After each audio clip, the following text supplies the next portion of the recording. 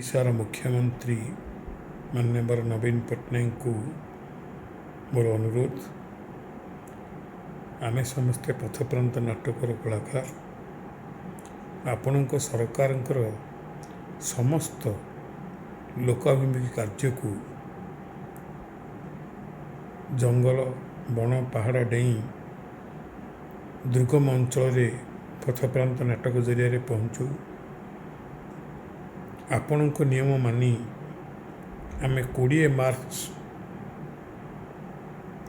ମସିହା ମାର୍ଚ୍ଚ ମାସରୁ ବର୍ତ୍ତମାନ ସୁଦ୍ଧା ହାତ ଗୋଡ଼ ବାନ୍ଧି ବସିଛୁ। ଆପଣ ନିହାତି ଆମ କଥା ଚିନ୍ତା କରିବା କଥା।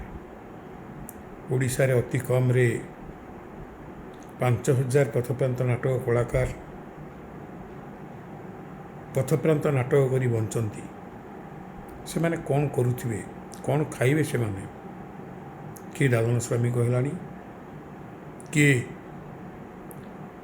ଘର ଛାଡ଼ି ବାହାରକୁ ଗଲାଣି, କିଏ ରାସ୍ତାରେ ପଡ଼ି ମଲାଣି। ଏ କଳାକାରମାନଙ୍କର ଦୁଃଖ ସରକାରର ମୁଖ୍ୟ ହିସାବରେ, ରାଜ୍ୟର ମୁଖ୍ୟ ହିସାବରେ ଆପଣ ବୁଝନ୍ତୁ। ଆପଣ ଘୋଷଣା କରିଥିବା ପେନ୍ସନ୍ ଯେଉଁମାନେ ପାଇବେ ସେମାନଙ୍କର ଲିଷ୍ଟରେ ଆମେ ନାହୁଁ।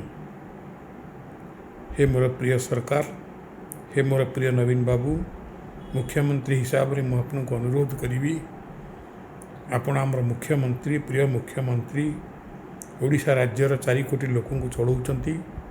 ଏ କଳାକାରମାନଙ୍କର ଦୁଃଖ ଟିକେ ବୁଝନ୍ତୁ।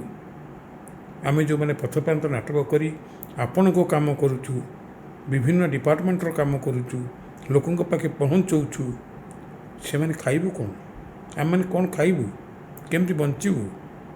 ଦୟାକରି ଆପଣ ଟିକେ ଚିନ୍ତା କରନ୍ତୁ, ଏଥିପ୍ରତି ଧ୍ୟାନ ଦିଅନ୍ତୁ। ନମସ୍କାର।